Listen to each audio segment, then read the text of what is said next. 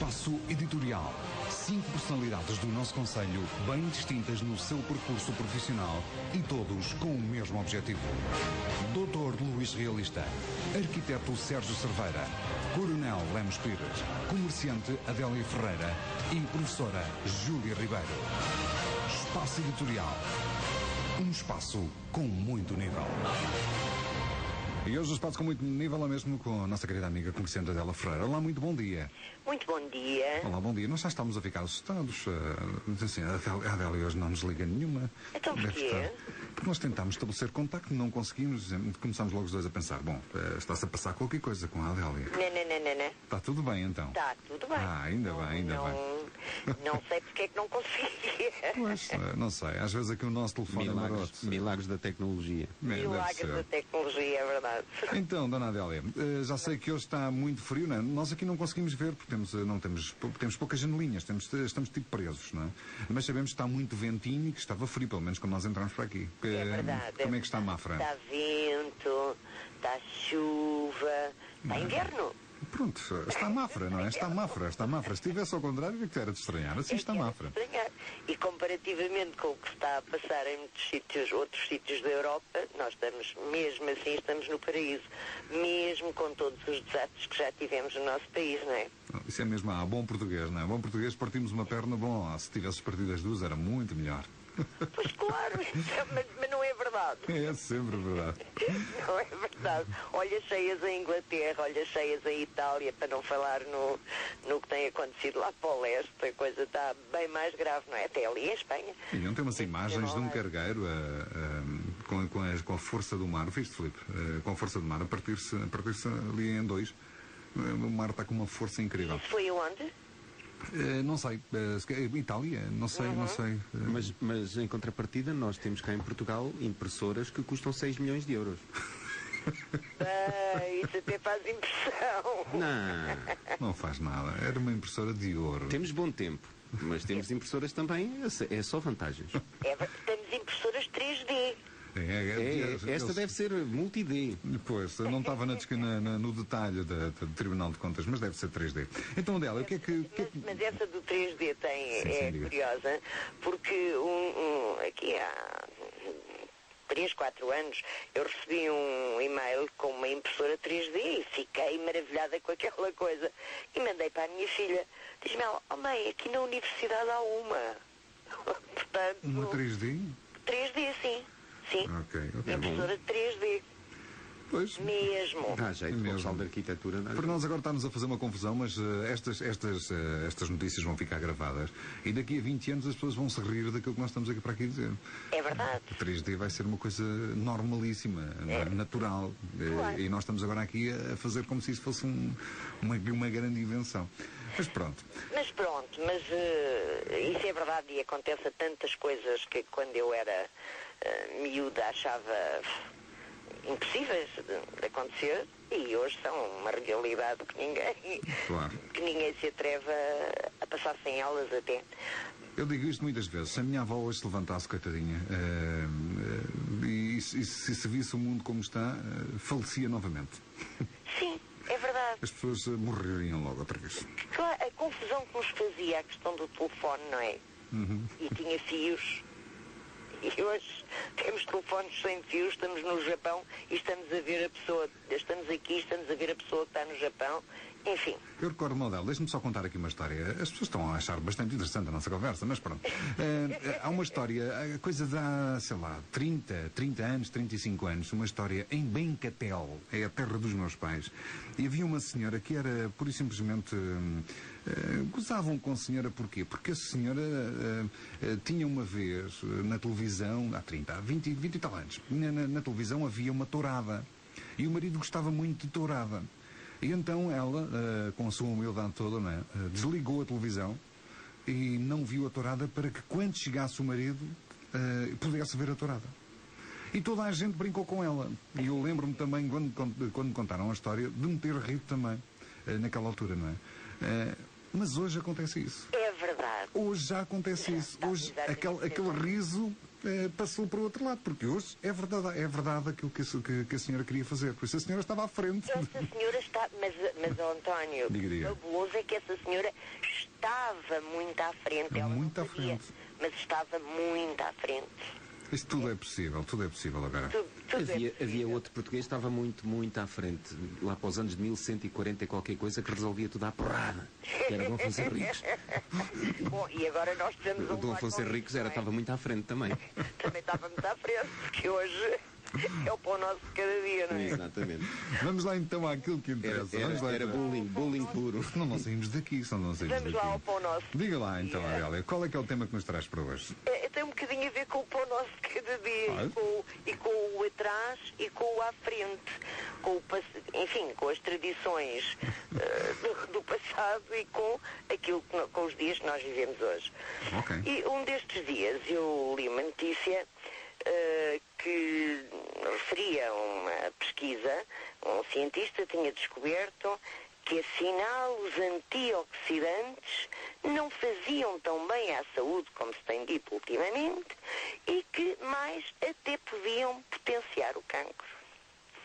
Bom, eu não li aquilo em pormenor porque confesso que são temas que eu leio assim em diagonal, mas depois não tenho tempo, ou no fundo não me interessam muito. Possivelmente fez um estudo para uma indústria farmacêutica qualquer que estava a promover um outro produto. Outra coisa qualquer, possivelmente.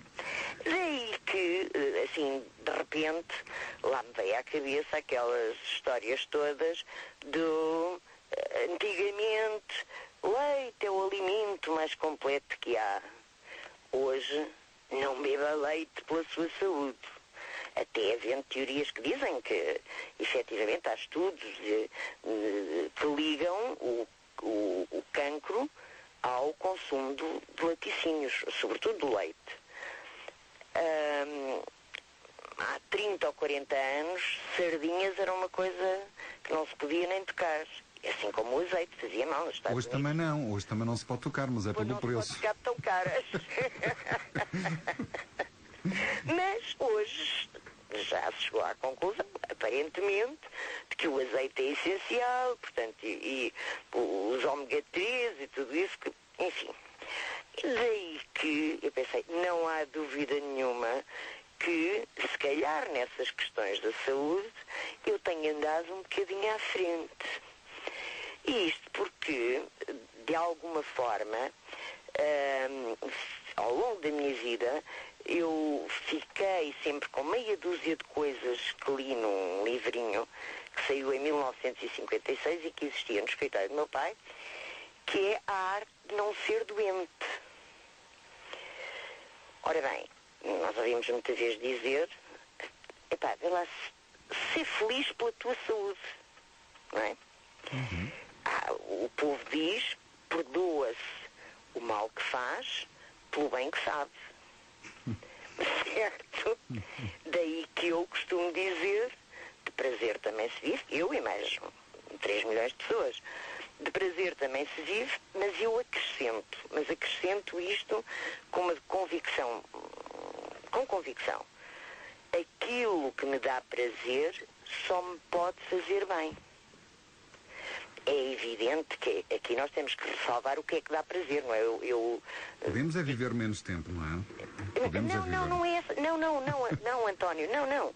Aquilo que nos dá verdadeiramente prazer, e eu ressalvo aqui, por exemplo, eu adoro ervilhas com ovos escalfados. Dois. Yummy. Ok, então, se eu comer uma porção razoável de ervilhas com ovos escalfados, aquilo dá-me um prazer enorme, só me pode fazer bem. Só que eu sou gulosa e a maior parte das vezes não consigo resistir à tentação de repetir. Aí fico o estômago pesado, ai, mãe, já comi demais. E isso já não me vai fazer bem. Isso já me vai fazer mal. É o chamado pecado da gula. O chamado pecado da gula, que também não existe por acaso.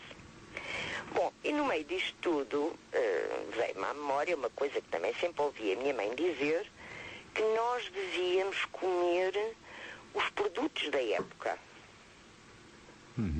Os produtos da época. E os produtos locais de preferência. Em enfim, hoje fala-se muito nisso, até questões ecológicas, questões económicas, o que custa e o que perdem em qualidade os produtos virem lá do outro lado do Pacífico e do Índico e disto e daquilo. Portanto, de facto, nós devíamos dar mais atenção e tentar comer mais os produtos locais e, de preferência, os da época. Mas hoje, com a evolução tecnológica, nós já quase não sabemos o que é produto da época, não é? Já quase tudo em todas as épocas. Já se consegue fazer tudo, manipular tudo. Enfim, eu estou a falar nisto e a maior parte das pessoas, com certeza, que me estão a ouvir, dizem, mas não estás a dar novidade nenhuma. É verdade, não estou com certeza a dar uma novidade para a grande maior parte das pessoas. Mas penso que, de alguma forma, nós podíamos pensar sobre isso. Eu estava a lembrar-me, por exemplo, agora de inverno, uma outra coisa que eu sempre também ouvi dizer, que a questão da canja de galinha faz bem. Qualquer um, o António, o Filipe, com certeza. A mim faz bem em qualquer época, porque eu adoro canja de galinha. Canja de galinha. Eu lembro-me de ter lido há muitos anos no Reader's Digest um artigo sobre a questão da canja de galinha, que não era por acaso, é porque aquilo tinha lá um composto qualquer, carnonina, carnosina, uma coisa que eu nem me lembro bem. Daquelas difíceis só para médicos, não é? Daquelas difíceis, mas o que me ficou na memória é que isso ajudava o sistema imunológico e, portanto, não deixava a gripe não só aumentar, desenvolver-se, ajudava o sistema imunológico, portanto, contribuindo para uma rápida recuperação. Odélia, mas ainda bem que está a falar nesse assunto. Deixe-me só aqui meter-me consigo para hoje lhe informar uma coisa. É que não sei se reparou ou se ouviu, no diário ou melhor, no Jornal de Notícias, a grande manchete do Jornal de Notícias hoje é que 85% correm risco de AVC ou infarto em Portugal. Apenas 15% dos portugueses não têm qualquer risco. Isto porquê? Quais são os riscos em Portugal do maior peso? Diabetes, excesso de peso, hipertensão, colesterol elevado e tabagismo. Estes são os grandes riscos. Naturalmente, hoje não falamos aqui de tabagismo, não é o tema da conversa, mas o colesterol tem muito a ver com aquilo que se come, não é? Os diabetes também e o excesso de peso, naturalmente, que também tem tudo a ver com aquilo que estamos a falar.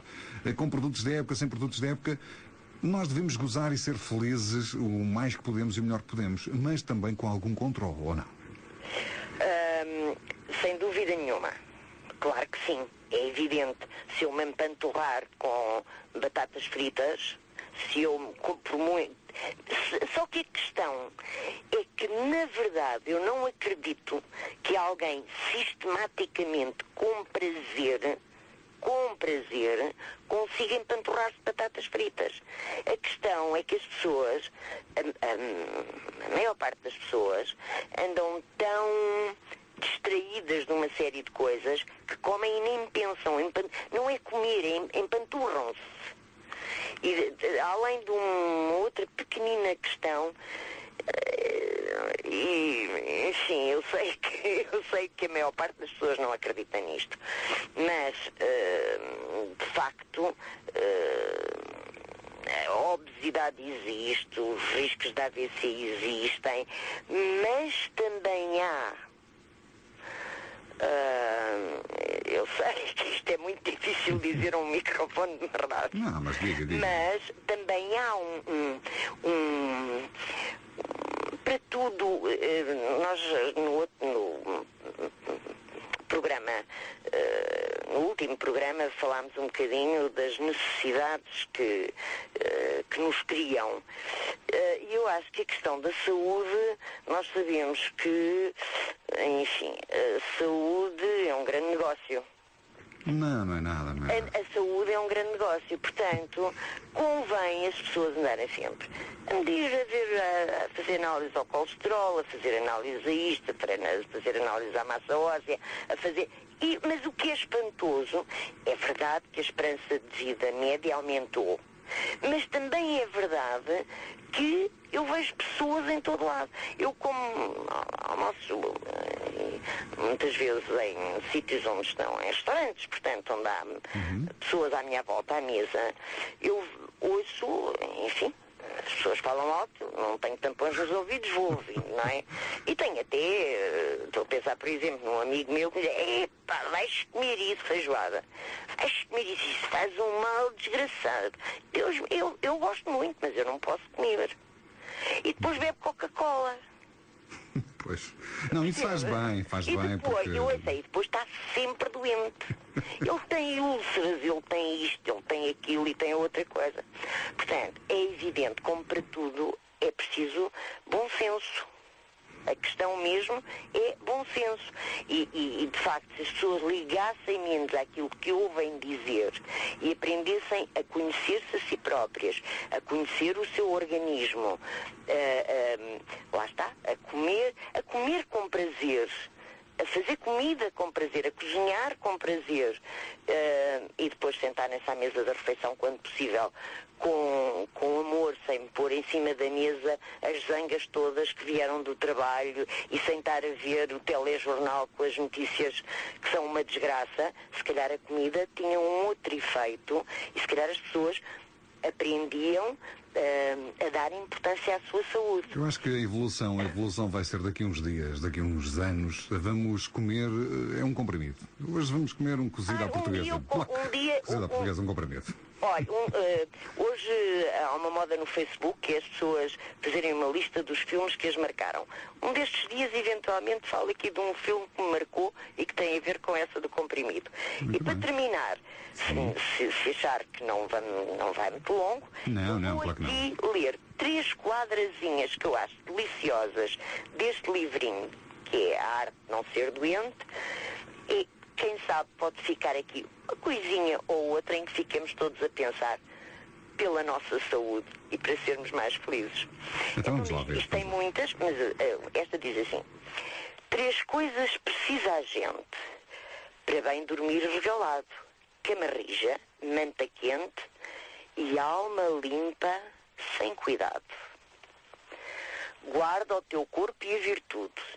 Dá ao mal orelhas mocas. Despreze palavras loucas, não desprezes a saúde. Em bom pouco se contém o ser feliz e ser forte. Um quarto aberto para o norte, uma alma aberta para o bem. Estou? Estou. Estamos a ouvir. Estávamos a ouvir, Olha bem, atentíssimo. não, é que eu ouvi aqui um ruído na linha e receei que a chamada tivesse ido abaixo. De certeza absoluta que não era eu que estava a ressonar. e pronto, assim, olha, e continua. Deve estar alguém a querer falar consigo ou connosco. Deve estar aqui um contacto. E com este me fico de pensarmos todos na arte de não ser doente e tentar consumir até a bem da economia do nosso concelho, enfim, tentar, se nós conseguíssemos procurar os produtores locais, os agricultores, a praça, os supermercados que vendem produtos locais, enfim, vamos tentar fazer alguma coisa pela nossa saúde e sermos felizes. Sim, senhora Adélia. Acreditar torna possível. Acreditar torna possível. Nosso muito obrigado. Cá contaremos com a Adélia na próxima quinta-feira. Mas antes de desligar o telefone, deixe-me só de fazer aqui referência a uma mensagem recebida do nosso editorialista também, Sérgio Nuno Cerveira, que diz assim, e eu vou ler, agora vou-me envergonhar. Ele diz assim: ó cabeça de atum. Isto, cabeça de atum, sou eu. Sou eu. As impressoras 3D já são relativamente banais. Existem há mais de 10 anos. Hoje, mais acessíveis. Existem modelos monocromáticos e a cores. Os modelos mais sofisticados já imprimem com metal e resina. Já existem impressoras 3D feitas em Portugal. E depois acaba com uma frase do Filipe: estudasses. Não, exatamente. Até porque esta tecnologia toda das impressoras 3D já está ultrapassada. Bem. É, porque temos impressoras de 6 milhões de euros. Ora, pois essa é que é a Que já questão. fazem tudo. Essas fazem tudo. Têm várias assoalhadas, têm casa de banho, têm quarto, têm cozinha, têm tudo. Bom, então sinto-me mesmo frustracionada. Agora, eu que não conheço essa, estou aqui com inconseguida. Um inconseguimento frustracional. Exatamente. Adélia, cá marcaremos encontro na próxima quinta-feira. Um grande beijinho e até quinta. Adeus, uma boa semana. Foi assim o espaço editorial da nossa querida amiga comerciante Adélia Ferreira, que hoje nos falou do antigamente e do agora, e a arte, e falou-nos também da arte de não ser doente. Espaço editorial. 5 personalidades do nosso concelho, bem distintas no seu percurso profissional e todos com o mesmo objetivo. Doutor Luís Realista, Arquiteto Sérgio Cerveira, Coronel Lemos Pires, Comerciante Adélia Ferreira e Professora Júlia Ribeiro. Espaço editorial.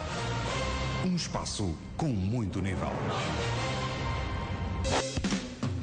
E vamos então agora estabelecer contacto com o Sr. Presidente Augusto Figueiredo para as comemorações do 16º aniversário do Clube Hiperativo da Malveira. Já temos o senhor em linha e vamos saber em que é que consiste este programa de festas para o 16º aniversário. 17.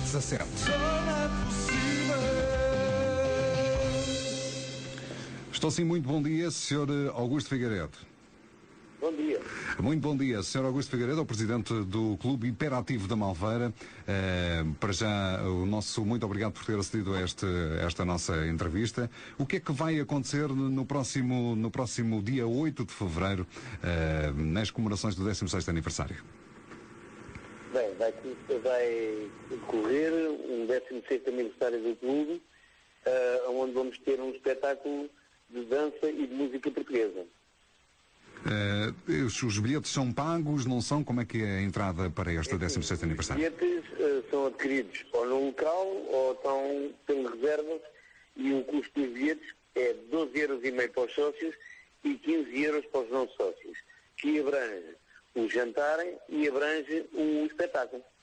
Fale-me então aqui um bocadinho do seu clube hiperativo. O clube tem muitos sócios, muitos praticantes. Já estou a ver aqui no seu site que tem uma data de atividades. O teatro, o basquete, o hip-hop, o futsal. Qual é que é a modalidade predominante neste clube hiperativo? É assim, todas elas são predominantes. O clube hiperativo é um clube de cultura e lazer.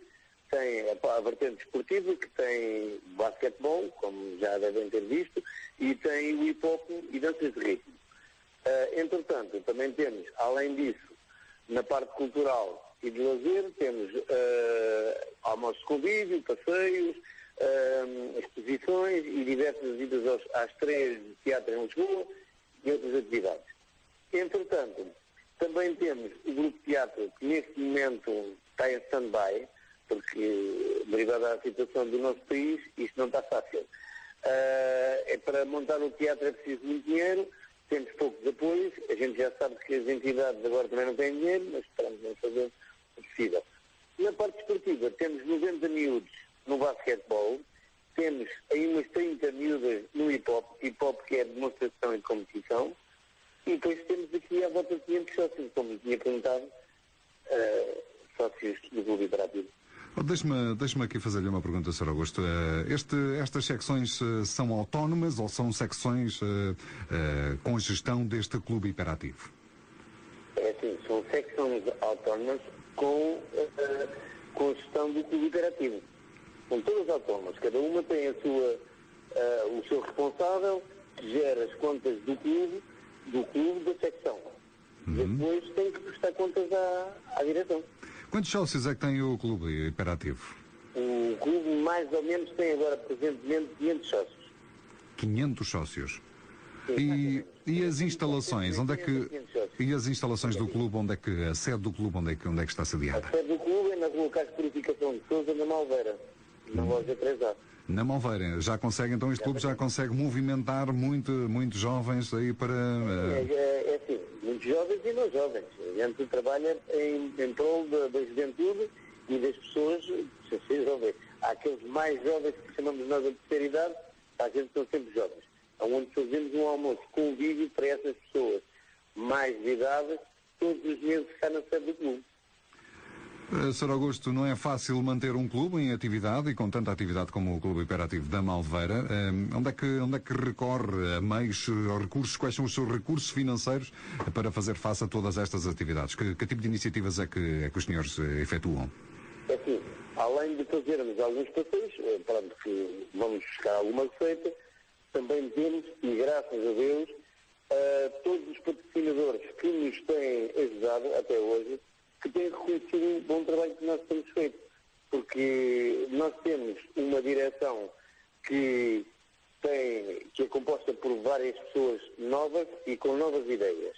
E depois também temos uma coisa boa, que nós notamos pelos nossos patrocinadores. Normalmente, nós temos um grande leque de patrocinadores aonde não vamos a toda a hora. Vamos só uma vez, o máximo 2 vezes por ano às pessoas. Porque a gente sabe que a situação do país não está fácil e as pessoas estão muito subcarregadas e com pouco dinheiro. Então nós temos um leque vasto para cada atividade que nós fazemos, temos aquelas pessoas que vamos pedir uma vez, 2 vezes por ano, para não machucar muito. Sim, senhor, Sr. Augusto. Vamos então aqui fazer mais uma forcinha para estes festejos do 16º aniversário. Já me disse que é no dia 8 de fevereiro, às 20 horas, na Malveira. Como é que as pessoas fazem para adquirir esta entrada e para poderem participar neste jantar de aniversário? É assim, se quiserem tirar os bilhetes ou adquirir os bilhetes, poderão nos contactar pelos números de telefone que nós já publicamos, que é o 91900 8351 ou 91261 8485, ou tirar no próprio dia. Ou então através do vosso, não tem nada no vosso site, do clubehiperativo.com? Temos lá no site o cartaz e a indicação onde se pode adquirir os bilhetes, onde podem vir à sede durante a parte da tarde, porque estará cá alguém também para adquirir os bilhetes. Sim, senhora. 3 horas está aqui para adquirir os bilhetes. Já estou a ver para quem gosta de creme de legumes, carne assada com arroz árabe e puré de maçã e delícia de pêssego. É esta a emenda para o dia 8, às 20 horas, pavilhão multiusos, grande espetáculo de dança e música portuguesa, sevilhanas e também os cavaquinhos do Oeste. É este o programa de festas para o 16º aniversário do Clube Hiperativo. E fica-me só a faltar uma pergunta. Até onde é que este Clube Hiperativo vai, Sr. Augusto? Sonhos tem muitos. E quais são os seus sonhos, diga lá? É que vai ser muito difícil. O nosso grande sonho não é só o nosso dessa direção, é várias direções anteriores, era ter uma sede própria que nós não tivéssemos que pagar renda. Isso aí é que nos leva muito dinheiro. Nós somos obrigados a fazer várias iniciativas para conseguir pagar a renda e luz e água e essas coisas todas. Também que fazemos montes de iniciativas para conseguir pagar isso tudo. Graças a Deus, não temos dívidas, que é uma coisa muito boa. Respira saúde no Clube Hiperativo. Eu penso que sim, vivemos saúde. Agora temos bem os pés assentos na terra, onde só conseguimos fazer aquilo, onde temos hipótese de fazer. Não temos hipótese de fazer, não fazemos, não entramos em loucura. Ok, Sr. Presidente, o nosso muito obrigado por ter acedido mais uma vez a esta entrevista e desejamos-lhe que o dia corra, o 16º aniversário, corra pelo melhor, que vá muita e muita gente e desejamos tudo de bom para o seu clube hiperativo, um clube que, como sabe, fazemos aqui muitas vezes referência, quer pela parte desportiva, pelo basquete, quer por tudo aquilo de bom que este clube hiperativo já deu, quer ao Concelho de Mafra, quer à Malveira. Nosso muito obrigado. Ok, muito obrigado e tudo correr bem para vocês e se quiserem estar cá presentes, nós agradecemos também. Sim, senhora, muito obrigado. Um grande abraço. Tenho sem destino uma vontade sem limite, uma luz divina. Mas fazer mexida uma promessa cumprida, acreditar, torna possível acreditar.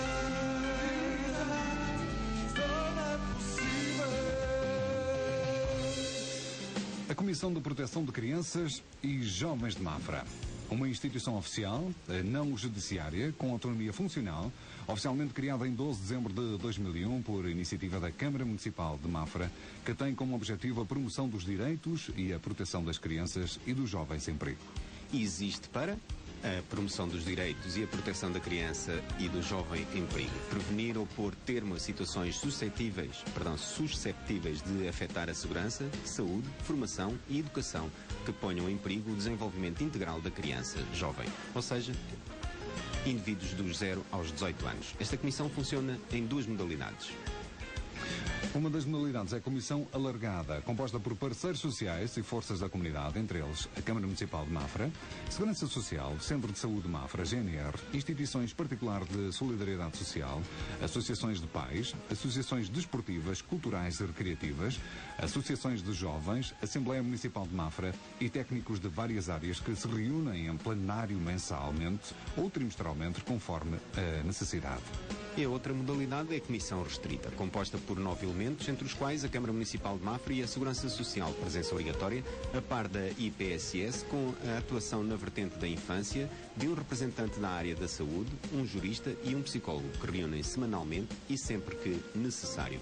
A Comissão de Proteção de Crianças e Jovens do Concelho de Mafra tem as seguintes competências: atender e informar as pessoas que se dirigem a esta comissão, apreciar liminarmente as situações de que a Comissão tenha conhecimento, decidindo o arquivamento ou a abertura de processo de promoção de direitos e proteção, proceder à instrução de processos, solicitar a participação da Comissão Alargada sempre que se justifique, bem como o parecer de técnicos de outras pessoas ou de entidades públicas ou privadas.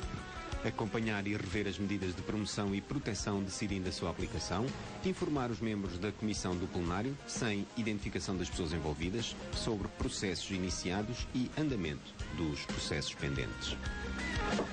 E nada melhor do que termos aqui a Presidente, Maria Oliveira, para eu não me enganar, Maria Manuel Oliveira, para nos falar tudo já a seguir, com tudo relativo a este CPCJ.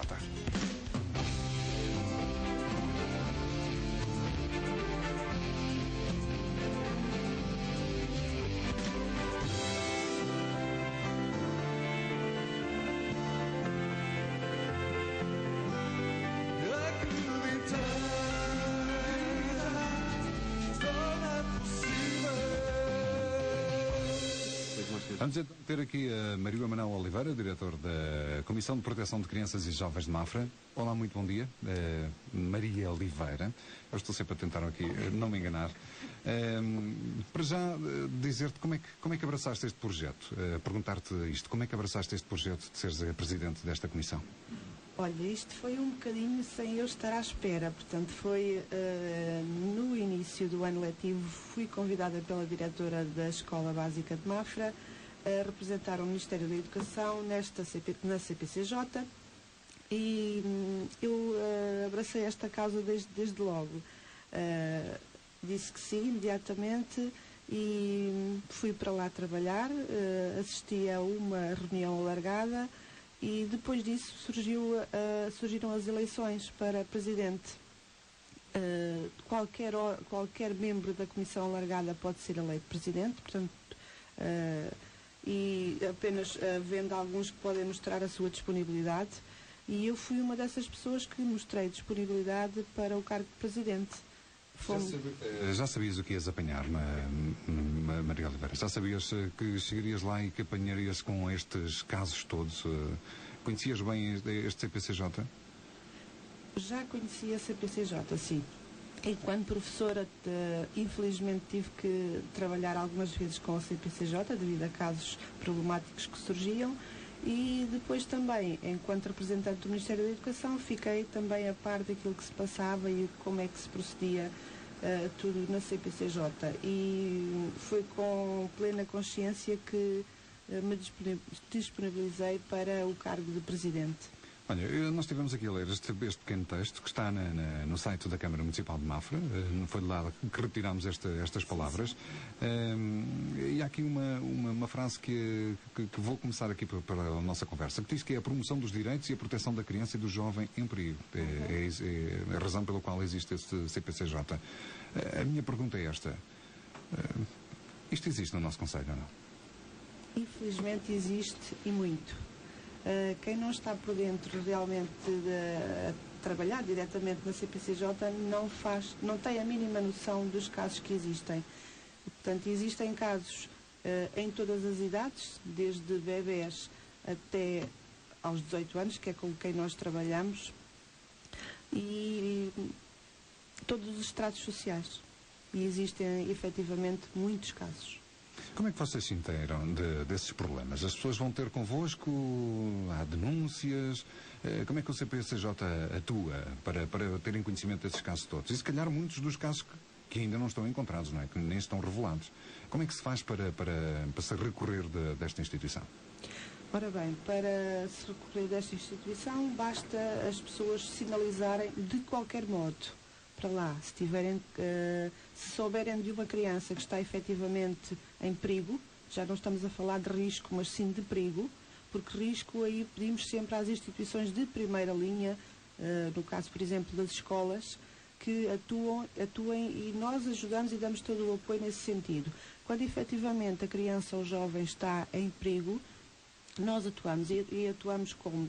Sempre que nos surge uma sinalização. Essa sinalização pode ser por mail, por telefone, anónima, não anónima. Deixa-me fazer uma pergunta de quem não percebe nada disto. O que é uma criança estar em perigo? Qual é que é o limite? Nós agora estamos a fazer esta entrevista, não vá aqui uma pessoa já porque eu vou chorar uma criança e telefonar-vos. O que é isto de estar em perigo? Ora bem. Como é que podem ser dados esses sinais? Como é que se diferencia uma coisa de outra? Ora bem, em risco é que quando a criança está já de alguma forma perto de uma situação que a coloca numa posição mais desagradável, que não tem a ver realmente com o ser criança, com o ser jovem, em perigo é quando essa criança já ultrapassou essa linha e já está efetivamente dentro de uma situação de perigo. Por exemplo, abandono escolar, situação de consumos de estupefacientes, situações em que há separação, por exemplo, de pais, que temos muitos casos, e em que a criança ou o jovem anda ali no meio sem saber muito bem o que fazer, mas não é qualquer situação. Não vamos, se acontece uma situação uma vez, ouvimos uma criança chorar uma vez, não quer dizer que essa criança esteja efetivamente em perigo. Como é que vocês avaliam depois estas denúncias? Como é que vocês depois fazem a avaliação da denúncia e recebem o caso, se for o caso disso, não é? Como é que vocês fazem isso? Temos que receber sempre o caso, seja que tipo de sinalização for. Até pode ser escrita num papel que foi apanhado na rua e apenas uns rabiscos e deixar na caixa do correio. Imediatamente nós temos que abrir processo para essa criança. A partir do momento em que é aberto o processo, nós começamos por tomar as primeiras diligências e é feita uma avaliação do caso. Como é que fazemos? Tentamos de alguma forma obter os mais dados possíveis, como o nome dos progenitores ou de quem tem a guarda de facto, que também existe, morada, e de imediato procedemos a envio de uma carta a pedir a presença dos pais, dos progenitores ou de quem tem a guarda de facto na comissão, e a partir daí estabelecemos um contacto com essas pessoas e tentamos ver realmente se existe então a situação de perigo ou não. Inclusivamente também fazemos visitas domiciliárias para confirmar isso mesmo. Quais são as causas? O que é que causa tudo isto? Alguém que tenha coragem de maltratar uma criança? Quais são as causas que estão identificadas para que isto aconteça e para que as pessoas percam a cabeça? Existem várias. Muitas vezes é mesmo já um desgaste psicológico, temos muitas problemáticas a nível psicológico e psiquiátrico e que levam realmente a esses maltratos em crianças, e infelizmente temos muitos no nosso concelho. Estou completamente estupefacto. Eu retirei aqui um panfleto que está no site da Câmara Municipal e que diz: violência doméstica. A violência doméstica constitui um problema que engloba ambos os sexos e não costuma obedecer a nenhum nível social, económico, religioso ou cultural específico. Este tipo de violência pode assumir várias formas, tais como maus tratos psicológicos, maus tratos físicos, violação, abuso sexual, ameaças, injúrias, difamação e homicídio. Quais são os casos que vocês apanham em maior quantidade aqui no Concelho de Mafra? O que é que existe?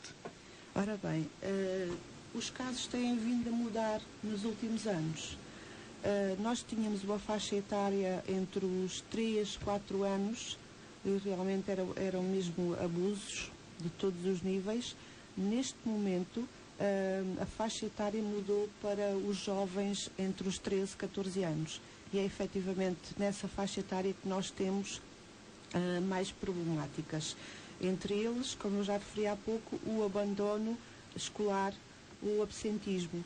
Isto também vem um pouco de uma causa que é consequência, digamos assim, da obrigatoriedade da escolaridade até aos 18 anos, em que os jovens, quando chegam ali ao 9º ano, não querem mesmo prosseguir estudos, acabam são obrigados a prossegui-los e depois, como não querem, não gostam, acabam mesmo por abandonar ou não ir às aulas, faltar com frequência, e quando faltam não é pelos melhores motivos. Devem calcular. Pelas tuas palavras e pela tua profissão, deduz que um dos grandes locais de localização e de detecção destes problemas é mesmo nas escolas. Exatamente. Esta é a grande fonte que vocês recebem de informação. Na escola percebem-se destas falhas todas que existem aqui em termos educacionais, ou não? Sim, sim. Exatamente por se aperceberem é que nos chegam tantos casos efetivamente relatados pelas escolas. E neste momento a nossa grande fonte são mesmo as escolas do Concelho de Mafra. O diretor de turma, que é a pessoa que está mais próxima das crianças normalmente, faz-nos chegar via uma sinalização que nós temos própria e identificam-nos realmente esses casos.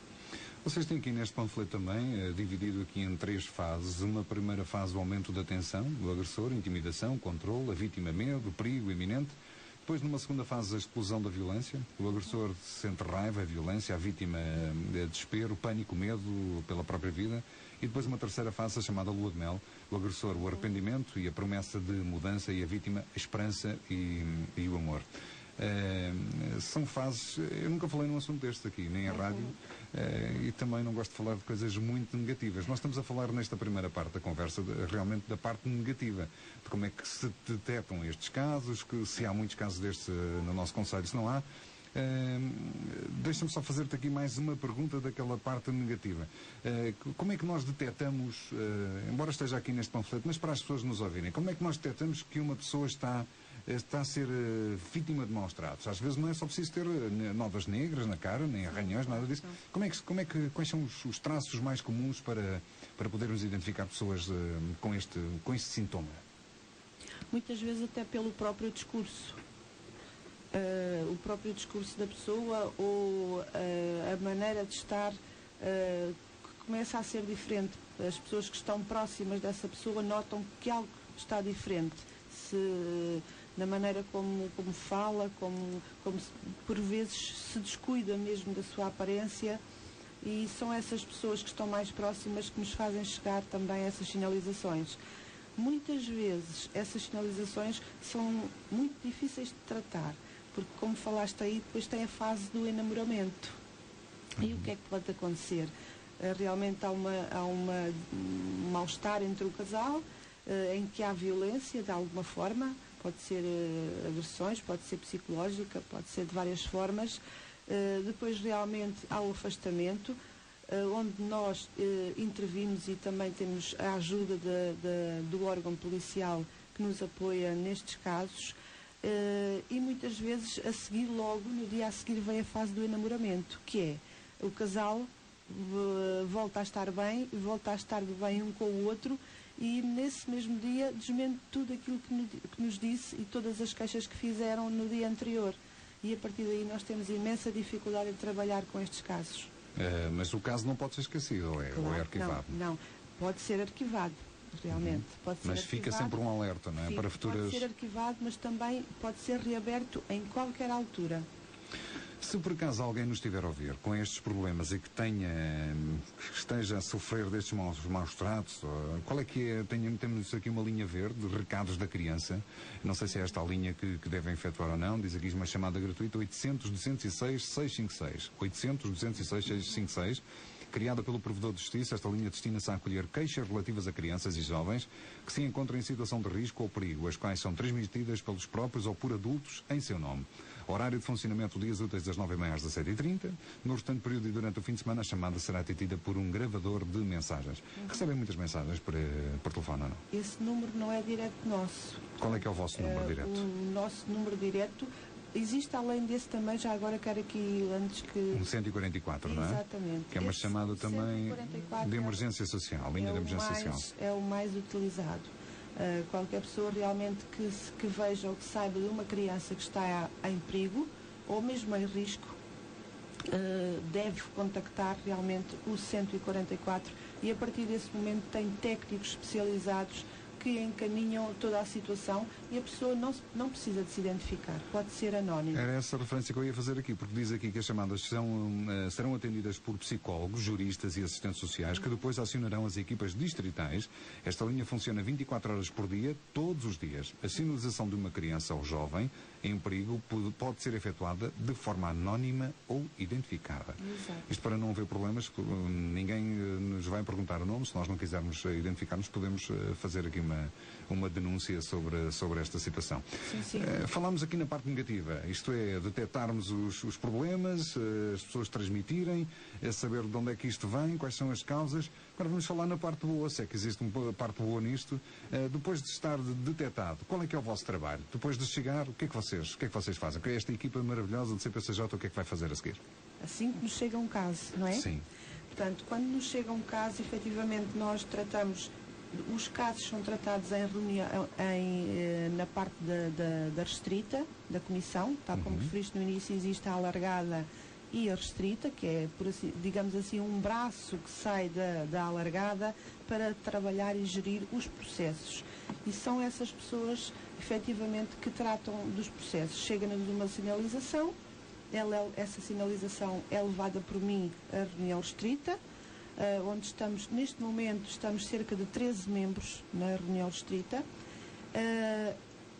São referidas realmente todas as informações que temos. Esse caso é distribuído a um gestor, portanto, as pessoas que estão na restrita são designados de gestores e a partir daí é esse gestor com um apoio técnico, que pode ser um ou outro qualquer gestor da comissão, que vão desencadear todo o processo, começando por fazer a avaliação do processo, chamando os progenitores, como referi também há pouco, ou a quem tem guarda de facto, fazendo visitas domiciliárias a essas pessoas, que podem ser avisadas ou não, as visitas domiciliárias, mas para isso é preciso referir aqui uma coisa muito importante, que apesar de nós termos conhecimento dos casos e ter sido feita uma sinalização, nós só podemos avançar com o caso e tratarmos dele se tivermos efetivamente o consentimento dos pais. Então, se não houver consentimento, como é que se dos faz? progenitores. Se não houver consentimento, o caso é remetido para o Ministério Público.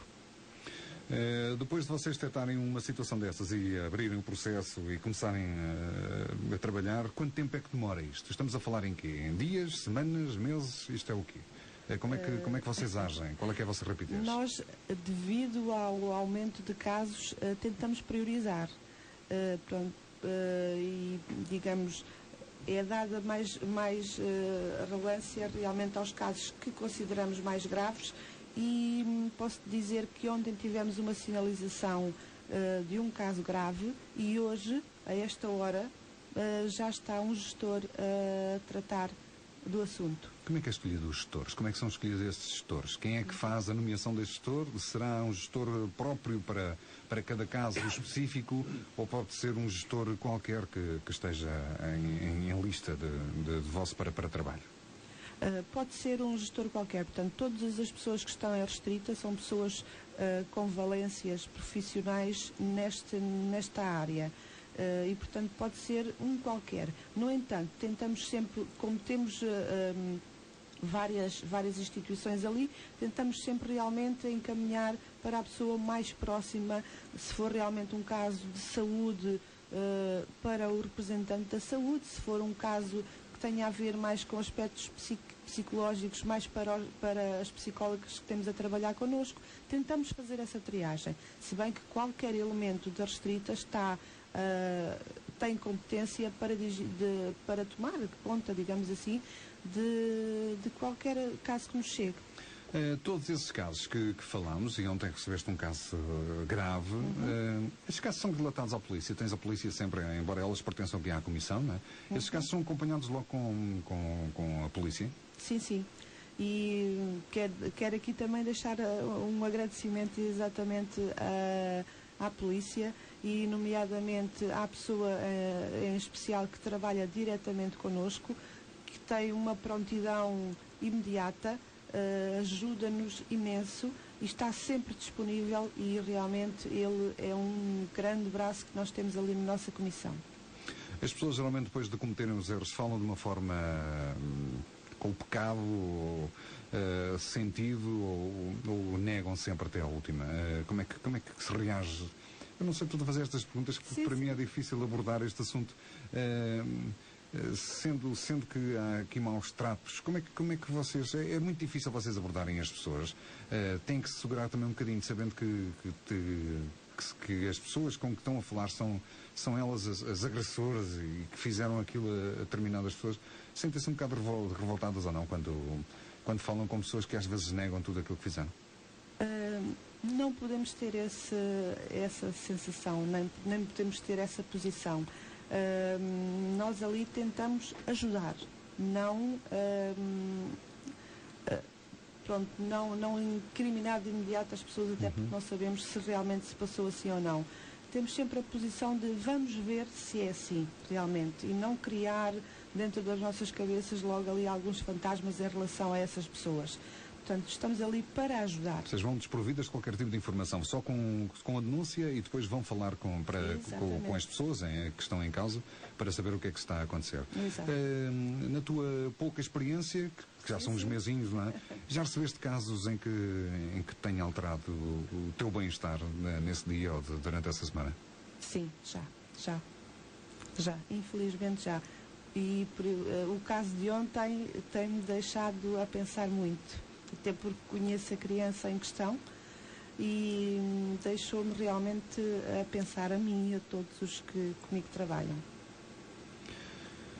Bom, pela tua cara, vejo que é um assunto extremamente grave. Não te vamos perguntar nada sobre esse assunto. Sabemos que são graves. A polícia, eu estou aqui a referir-me à polícia, mas vocês depois de verem que o assunto, se vocês não têm as tais competências para resolver esse assunto depois são encaminhados superiormente para outro órgão, ou vocês podem parar o assunto ao vosso nível? Podemos parar o assunto ao nosso nível, ou se não... E como é que podem parar? Como é que se para um assunto ao vosso nível e como é que se faz seguir para um nível superior? Exatamente. Ora bem, nós, depois de termos realmente, chamamos as pessoas em questão, depois de termos o consentimento, e uma coisa também importante que há pouco não referi, além do consentimento dos progenitores, temos de ter também a não oposição da criança. Se for uma criança com mais de 12 anos, a criança tem que nos dar a sua não oposição à nossa intervenção. Se essa criança disser que não quer ter qualquer contacto com a Comissão, nem que sejamos nós a tratar do caso, nós não podemos efetivamente... E quem é que trata nesses casos? Nesse caso é mais uma vez remetido ao Ministério Público. Sim, com caráter de urgente, se assim for considerado por nós. Ok. Temos temos 2 procuradores a trabalhar diretamente connosco, procuradores do Tribunal de Menores de Sintra, que trabalham efetivamente connosco, e ontem tivemos cá o Sr. Procurador efetivamente na nossa reunião restrita, e que nos dá realmente uma grande ajuda em alguns casos mais específicos ou mais graves que nós tenhamos. Então, se essa criança aceitar, o caso fica para vós. E até onde é que vocês podem chegar e até onde é que vocês não podem chegar fazendo e direcionando esses assuntos para um escalão superior, por assim dizer? Ora bem, depois de termos o consentimento e a não oposição da criança, nós passamos para a avaliação de todo o processo. Vamos ouvir os progenitores, vamos ouvir a criança, podemos ouvir todas as pessoas envolvidas na família que tenham de alguma forma ligação direta a eles e que possam conhecer realmente o caso que estamos a tratar. E se virmos que realmente o perigo subsiste e que realmente existe, a criança está em perigo, ou o jovem, nós desencadeamos todo um processo em que normalmente há um APP. O que é um APP? É um acordo de promoção e proteção, em que nesse acordo são mencionadas várias coisas que a criança, o jovem, tem que cumprir, que os progenitores têm que cumprir e que a própria comissão também tem que cumprir, tem que dar o seu apoio. Quando há o não cumprimento de alguma parte deste acordo, deste APP, também há envio para o Ministério Público. Portanto, vamos imaginar que há consentimento, que há uma não oposição da criança ou jovem e que é formalizado um acordo de promoção e proteção. E vamos dizer lá, por exemplo, que a criança tem que efetuar os trabalhos de casa sempre que é solicitado pelo professor, não pode faltar às aulas. Se isso não estiver a ser cumprido, nós podemos tratar em comissão, efetivamente, tentar que isso seja cumprido, ou se virmos que não há a mesma hipótese do jovem, remeter para o Ministério Público. Ok, mas depois há pessoas que não cumprem, ou que vão cumprindo menos. Por exemplo, eu tenho aqui um exemplo que saiu aqui nas notícias, não sei se te lembras do caso, foi há pouco tempo, isto foi no dia 6 de Fevereiro, não, 6 de Fevereiro não, não foi no 6 de Fevereiro, foi naquele caso do Daniel, que desapareceu na Madeira. Sim. E uma notícia que apareceu logo aqui: pais de Daniel insistem em ganhar dinheiro à conta do menino. Isto porquê? Porque não respeitaram a recomendação da Comissão de Proteção de Crianças e Jovens, levaram o menino a ver o jogo do Marítimo. Contactado pelo Diário de Notícias de hoje, a fonte judicial salientou que se a família insistisse em ganhar dinheiro à conta do menino, a Comissão de Menores pode formalizar um processo de acompanhamento da situação. Este é um caso completamente diferente, tudo bem, mas também há aqui, vocês quando fazem estes APPs, não é? Que eu fiquei a saber, este acordo de promoção e proteção, há pessoas às vezes que tentam furar um bocadinho as barreiras, não é? O que é que vocês podem fazer? Quais são as recomendações que dão para estes casos? Existe, efetivamente, muita gente que não cumpre. O que nós fazemos de imediato é chamar com a maior urgência quem não está a cumprir, se for o caso, os progenitores ou o jovem ou criança, e tentarmos de alguma maneira incutir-lhe o sentido de que tem que ser cumprido e que tem que ser feito desta maneira para que as coisas corram bem. Se efetivamente verificarmos que não cumpre 1, 2, 3 vezes, como eu disse há pouco, é mesmo a única coisa que temos é arquivar o processo por não cumprimento da APP e remeter para o Ministério Público. Eu não sei, na minha altura não havia destas coisas nas escolas, pelo menos os problemas não eram sendo tratados de forma tão aberta. Mas nas escolas há alguém que se dirija às escolas e que dê esta informação, por exemplo, que estás aqui a falar comigo, alguém que diga aos alunos que se estiverem vítimas de todas estas situações, podem ligar o número 144, podem ligar o número direto para o CPCJ. As crianças têm essas informações básicas, e será que elas têm coragem para estabelecer este primeiro contacto? Esse é um dos trabalhos que eu estou a desenvolver no momento. Portanto, estou a ir às escolas, primeiro falar com o interlocutor que nós temos nas escolas, que normalmente, ou pode ser a pessoa que está ligada aos diretores de turma, o coordenador dos diretores de turma. Primeiro estou a fazer um trabalho com eles e depois pensamos seguir este projeto efetivamente para as crianças, porque não existe esse trabalho feito. As crianças, vocês têm recebido alguma denúncia das próprias vítimas das crianças? Alguma delas tem coragem para vos telefonar e para vos informar o que é que está a passar? Poucas vezes. Existem, mas muito poucas. Muito poucas. É compreensível, não é? Porque as crianças depois também têm medo do que é que lhes poderá acontecer e não têm esta informação que nós estamos agora aqui a divulgar. Olha, para fazeres um trabalho deste, naturalmente que necessitas de apoio, vamos falar agora do apoio, sim, em termos profissionais, das profissionais que tens. Na semana passada, se não estou em erro, desloquei-me às vossas instalações. Sei que estão em instalações novas, condignas. que gostei muito de ver, mas tem uma sala onde tem vários funcionários, vários trabalhadores nestes assuntos, todos numa sala. Quantas pessoas tens para te ajudar e se era necessário mais ou menos pessoas para fazerem face ao trabalho que tens?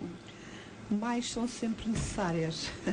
Estamos sempre a tentar cativar pessoas da alargada para a restrita, porque efetivamente os processos estão a aumentar cada vez mais e precisamos efetivamente de gente a trabalhar nos processos.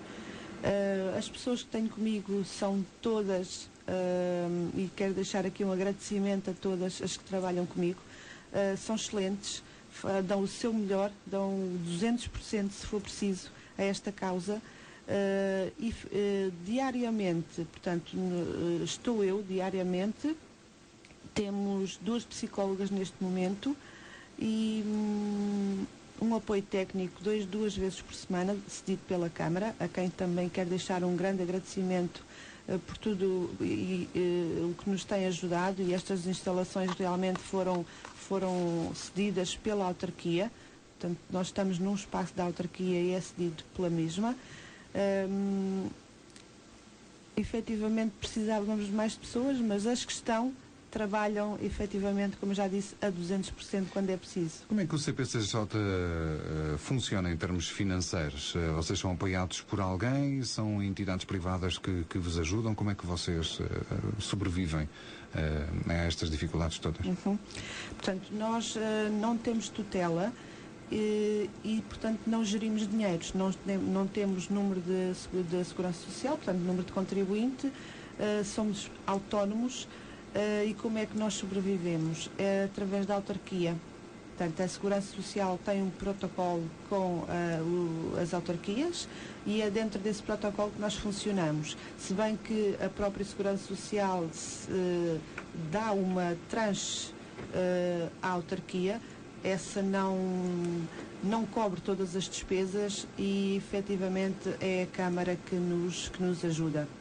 E mesmo em termos de transporte, temos o carro que nos é cedido pela Câmara Municipal de Mafra, o motorista, as instalações, apoio técnico, portanto, temos efetivamente um grande apoio da Câmara Municipal de Mafra. No dia em que efetuei a visita lá ao CPCJ, fizeste-me referência que tinham lá um local menos provido dos olhares das pessoas, para que as pessoas fiquem mais calmas e que saibam quais são as condições que vão apanhar. Podem lá ir definitivamente falar convosco, porque lá as coisas são tratadas de forma confidencial. E estivemos aqui 30 e não sei quantos minutos a falar, ainda não perguntámos nem nome, nem não vamos perguntar, nem queremos saber dos casos. Ficamos tristes por saber que as coisas destas, que pensamos que só acontecem nos outros lugares, também acontece aqui no nosso Concelho de Mafra. Não sei se tens mais algum assunto que gostarias de falar. Deixo o espaço agora para ti, que queres falar em mais alguma coisa em particular, Maria Oliveira. Ora bem, queria realmente, referimos aí as novas instalações, mas não referimos o local.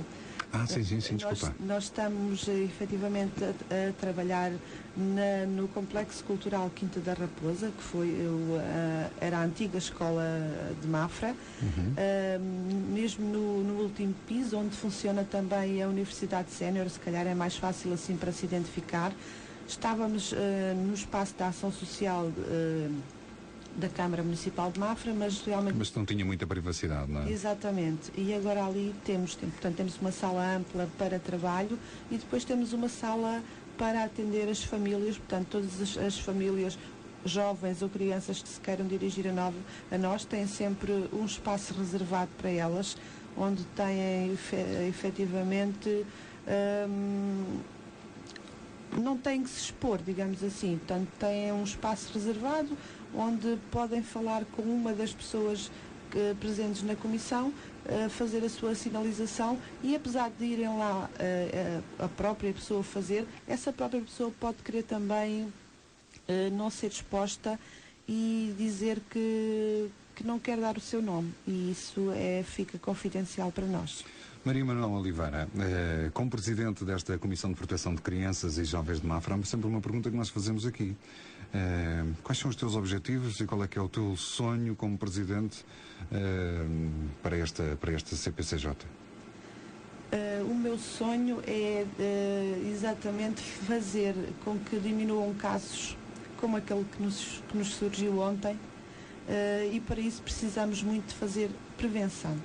Prevenção nas escolas, prevenção junto da população, e é isso que eu como Presidente tenho como sonho, é trabalhar essencialmente na prevenção, porque temos que começar por aí para que não nos chegue tantos casos depois realmente à Comissão, e formar as pessoas, dar até alguma formação nesse âmbito, e principalmente nas escolas.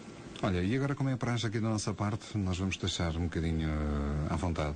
E faz favor de dares a tua mensagem, utiliza os microfones da forma que bem entenderes, para nos dares a mensagem a todos aqueles que nos estão a ouvir, para já de um alerta, saber como é que se faz. O microfone é teu, sem perguntas, sem nada. Podes dar a mensagem para toda a gente que está a ouvir. Ora bem, a todos os ouvintes, realmente eu quero deixar esta mensagem de que a CPCJ, ou seja, a Comissão de Proteção de Crianças e Jovens em Risco de Mafra, está disponível para falar, para receber qualquer pessoa que nos queira dirigir. Estamos lá para ajudar e temos que desmistificar um pouco esta coisa de que a Comissão existe para retirar crianças às famílias. Pelo contrário, a Comissão existe para que essas crianças se mantenham no seu seio familiar, mas da melhor forma possível. E é essa a mensagem que eu quero dizer. Vejam-nos como um braço amigo neste concelho, como um braço que está pronto a ajudar em todas as situações, e não uma pessoa que vem destabilizar ainda mais as situações problemáticas que as nossas famílias, as famílias do nosso concelho vivem, e que são muitos os casos que nós temos. Quero deixar aqui realmente essa mensagem que nós estamos cá para ajudar. Maria Manuela Oliveira, nosso muito obrigado. Como vês, não foi assim tão difícil quanto isso, estares aqui aos microfones da rádio e falares um pouco connosco. Desculpa também a nossa ignorância em relação a este assunto. Tentámos aqui abordar todos os assuntos que achamos por bem falar. Demos também a oportunidade para falares naquilo que bem achavas que era de importante.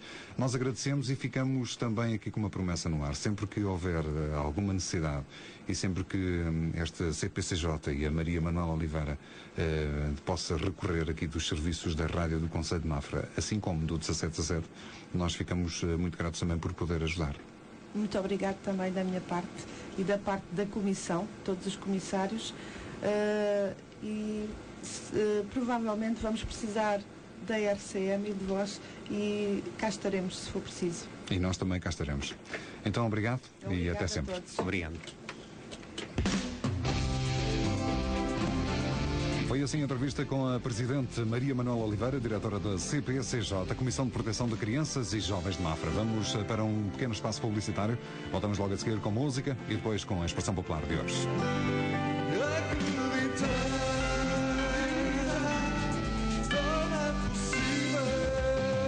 Desporto.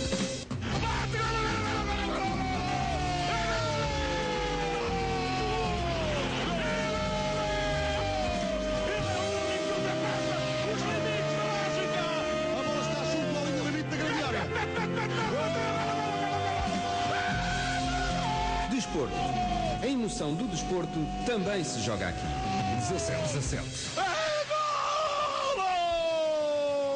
O que é que nos espera do Desporto Concelhio para esta semana? Bom, para esta semana espera-nos futebol novamente, com fartura, começando pelo jogo que a Rádio Concelho de Mafra vai acompanhar com relato na divisão de honra distrital, 18ª jornada. O Irifeirense recebe a União de Desporto e Recreio. O Irifeirense, que depois da derrota em Vila Franca de Xira, vai tentar novamente aproximar-se do topo da tabela. A Rádio do Concelho de Mafra também vai trazer, mas com reportagem, este fim de semana, na primeira divisão distrital da Associação de Futebol de Lisboa, o Igreja Nova Sport Clube Frielas, a Igreja Nova, que é mais que líder, apenas 4 golos sofridos durante a época toda ao cabo de 18 jornadas. Daqui também na primeira divisão distrital, o Alcanhiça vai ao terreno difícil do Desconhados. Os restantes jogos que temos para esta semana, temos então o Malveira a deslocar-se ao Alverca, no Pro Nacional, campeonato em que o Vila Franca de Rosário também se vai fora, vai ao Atlético Povoense. Na segunda divisão distrital, o Jurumelo vai receber a Associação Fonte Grada.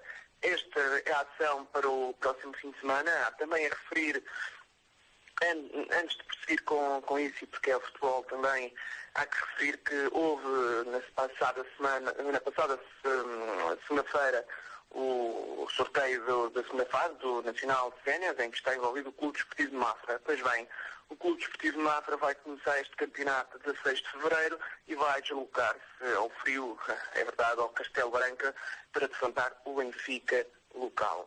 Agora sim, regressando à ação que vai haver este fim de semana, temos, começando com o handball do Clube Desportivo de Mafra, vai haver ação nos infantis, que vão receber o primeiro exemplo de queijas sábado, dia 8 de fevereiro. Os iniciados também jogam em casa, mas é no domingo. O Clube Desportivo de Mafra Loures é iniciados de handball, domingo às 3 da tarde. Os séniores e restantes escalões estão sem atividade no handball. Portanto, este domingo e este sábado há muita ação ali no ginásio esportivo do Clube Desportivo de Mafra. As entradas são gratuitas, por isso, naturalmente, que fica o apelo da RCM para lá se deslocar e apoiar as camadas jovens do handball do Clube Desportivo de Mafra.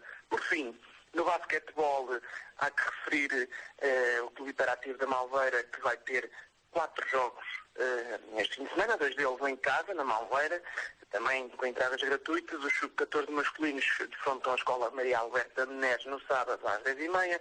Também no sábado, mas às 6h30 da tarde, os séniores femininos do Clube Hiperativo da Malveira recebem o Histórico Física de Torres Vedras. Clube esse que defronta em sub-13 masculinos, em casa, o Clube Hiperativo da Malveira. Esse jogo em Torres Vedras também não é muito longe para ir a dar um pulinho e apoiar o Clube Hiperativo da Malveira. Por fim, esta coletividade tem outro jogo em cenas masculinos contra o Instituto Superior Técnico em Lisboa. Vai ser este domingo às 2h30 da tarde.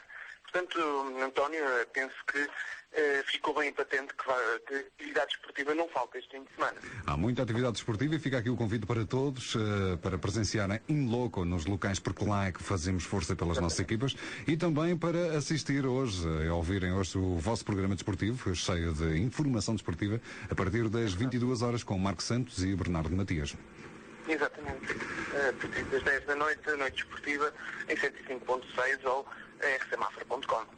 Bernardo, o nosso muito obrigado mais uma vez pelo espaço esportivo. Cá contaremos convosco na próxima segunda-feira. Um abraço, Bernardo. Um abraço, adeus. Desporto.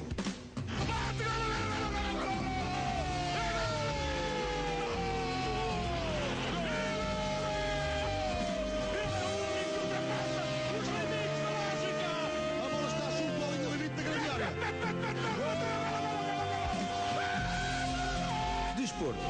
A emoção do desporto também se joga aqui. 17.